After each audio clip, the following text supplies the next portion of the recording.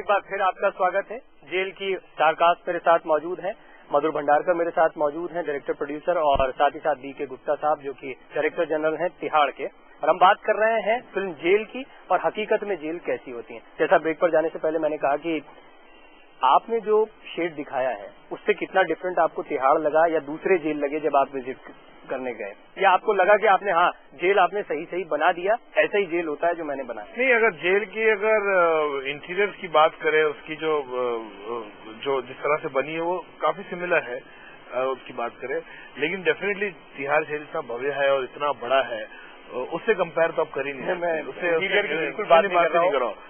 Interior की बात नहीं कर रहा हूँ, नहीं, डिटेलिंग की बात हो रही। डिटेलिंग जैसे मुलाकात एरिया दिखाई इन्होंने अभी, जिस तरह से मॉडर्नाइज किया है पूरा, जो फोन से बात कर सकते हैं डायरेक्ट, तो वो वहाँ पे नहीं है अभी। वो जो महाराष्ट्र में या बाकी कहीं मैंने देखा, देहरादून भी गया, वहाँ पे ऐसा तरह का। ये कहाँ की जेल है जो फिल्म में आपने? नहीं, ये महाराष्ट्र की डेफिनेटली हमने इसको प्लेस किया। हमने इसको महाराष्ट्र में प्लेस किया, लेकिन उसको ऐसा नाम नहीं लिखे मुंबई में है या बाहर है, ये है लेकिन स्टोरी मुंबई की। दिल्ली के मुकाबले गुप्ता साहब, अब आपको कमेंट चाहूंगा, ये आपको लगता है कि रिफॉर्म की अभी बड़े पैमाने पर जरूरत है बाकी तमाम जगहों पर भी, जो तिहाड़ में आप लोग कर रहे हैं और जिसकी तारीफ हो रही है वो हर जगह होना चाहिए? नहीं, निश्चित रूप से होना चाहिए, क्योंकि जो मेरा 3 साल का तजुर्बा है और जो शायद इन्होंने फिल्म में भी एक वर्ड यूज किया, मैंने प्रोमोज में देखा, फर्स्ट टाइम ऑफेंडर। तो बड़ा इंटरेस्टिंग हमारे पास फिगर्स हैं कि जो जेल में फर्स्ट टाइम ऑफेंडर आता है उसकी संख्या है 75%, और वही सबसे ज्यादा ट्रॉमा में होता है क्योंकि उसने देखा नहीं है। तो जेल के दरवाजे में घुसते ही उसको एकदम लगता है एक खौफ का, एक डर का कि अब मैं कहाँ आ गया। और जेल नाम ही कहते हैं खौफ से जुड़ा हुआ है कि भाई आप पता नहीं अब कहाँ चले गए। तो बड़ा जरूरी है कि जो फर्स्ट टाइम ऑफेंडर है उसको जो आप ट्रीटमेंट देते हैं वो बाकी रिपीटर्स और हैबिचुअल ऑफेंडर से अलग हो, जिसकी कोशिश हम लोगों ने एक भरपूर कोशिश की है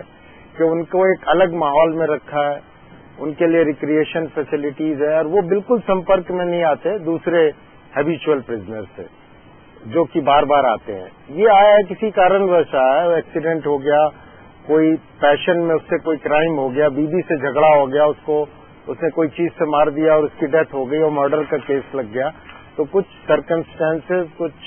ग्रेव और सडन प्रोवोकेशन, कुछ पैशन के क्राइम रहे, वो आ जाता है। और ये फर्स्ट टाइम ऑफेंडर्स हैं जो बड़ी जल्दी छूट के चले भी जाते हैं। तो इनको आप कैसे ट्रीट करते हैं कि वो बाहर जाके फिर हार्डन क्रिमिनल ना बने, क्रिमिनल्स के टच में आए, ये अपने में एक बहुत बड़ी जरूरत है। फर्स्ट टाइम ऑफेंडर की बात, आप चैलेंज की बात कर रहे थे, और हालांकि आपने कुछ फिल्में कर ली हैं अभी इससे पहले, जेल से पहले, लेकिन फिर भी अभी शुरुआती दौर में है आप करियर के और स्टैब्लिश कर रहे हैं। फर्स्ट टाइम ऑफेंडर का कैरेक्टर प्ले करते वक्त किस तरह के चैलेंजेस थे, या फिर किस तरह से इस कैरेक्टर को आपने प्ले किया, और जिन चैलेंजेस की बात कर रहे थे वो कहाँ पर आपको देखने को मिले? पूरी ही फिल्म मेरे ख्याल से बहुत ही चैलेंजिंग थी, क्योंकि जैसे पहले भी मैंने आपसे कहा कि हम शायद आइडेंटिफाई नहीं करना चाहते और नहीं कर पाते, क्योंकि जिस माहौल में हमारी परवरिश होती है, हम बचपन से ही जब शब्द सुनते हैं जेल, हमें डर लगता है और कहीं सबकॉन्शियसली हम उसे स्विच ऑफ कर देते हैं, और हमें शायद उसके बारे में जानना भी नहीं है। और इन इतने सालों के बाद जब आप अगर एक अभिनेता हैं और आपको एक पोर्ट्रे करना है फर्स्ट टाइम ऑफेंडर का कैरेक्टर, तो शायद बहुत मुश्किल होता है किसी भी एक एक्टर को पोर्ट्रे करना, खासतौर पे जब हम बात कर रहे हैं मधुर भंडारकर जी के निर्देशक में, रियलिस्टिक फिल्म मेकर हैं और उस तरीके का अपना अप्रोच है। इसके लिए तैयारी अगर मैं सच कहूँ आपसे, तो मैंने इनसे बस इतना ही मांगा कि इस फिल्म को हम क्रोनोलॉजिकली शूट करें, और मुझे प्रिपेयर बिल्कुल नहीं करना था, क्योंकि मेरे ख्याल से जितना इस आदमी को हम प्रिपेयर करते हैं, पराग दीक्षित के किरदार से प्रिपेयर करते हैं, उतना ही वो रिहर्स ऑन स्क्रीन लगता है। और रिहर्स करके ऑन स्क्रीन एक कैरेक्टर को पोर्ट्रे करना जिसके बारे में आपको भी नहीं मालूम, बहुत शायद मुश्किल होता है कभी नहीं तक ले। तो मैंने इनसे रिक्वेस्ट किया कि हम इसे क्रोनोलॉजिकली शूट करेंगे, ताकि जो जर्नी है पराग दीक्षित की, जैसे जैसे मैं शूट करते जाऊं उसकी फील में आप उसकी फील मुझे आती रहे और उसका ग्राफ हमें खुद मिलते रहे। और आज शायद मैं ये कॉन्फिडेंस के साथ कह सकता हूँ कि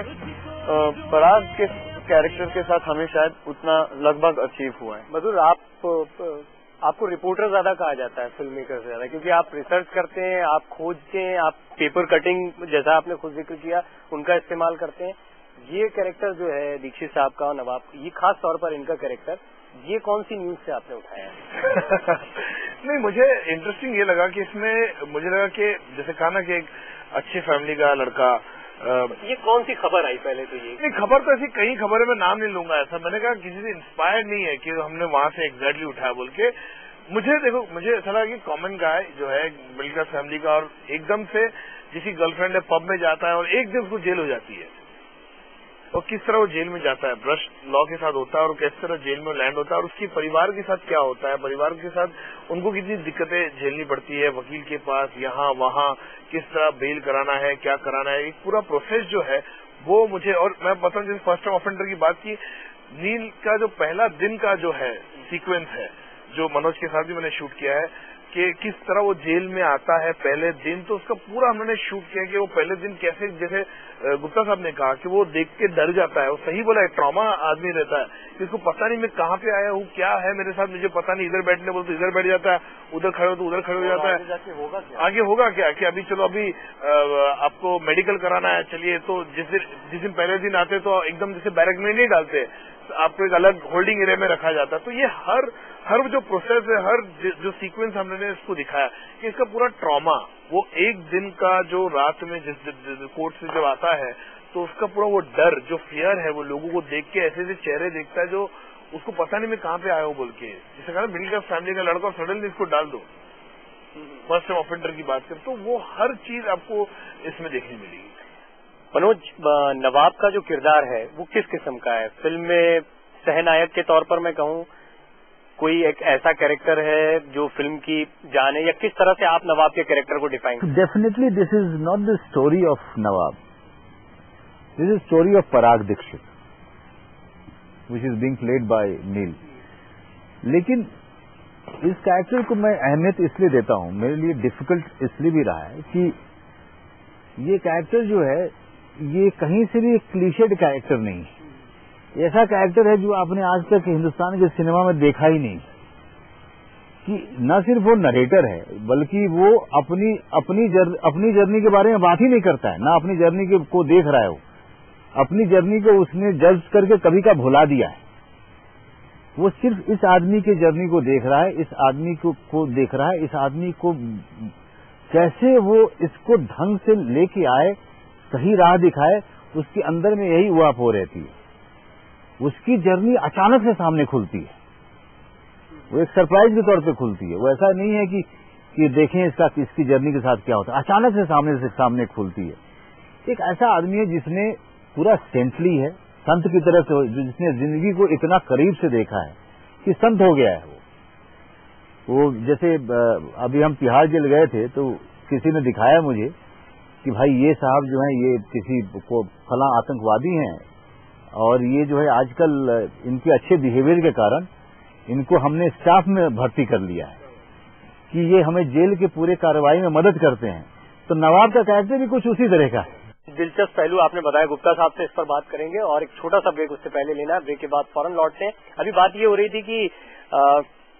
सिंगर का बेटा या पोता जो है वो एक्टर कैसे बनेगा, लेकिन सिंगर का बेटा और पोता सिंगर तो होगा ही, ये पक्की बात है, और यहाँ सिंगिंग का कमाल भी देखने को मिला है। इसके बारे में भी हम आपको बताएंगे एक ब्रेक के बाद। तन्हा है दिल, तन्हा तो पल, जख्म हुए है बेअसर, जिंदगी ने दिए सितम, फिर भी रहा तेरा करम, दिल के यूं लगा सबसे था जुदा।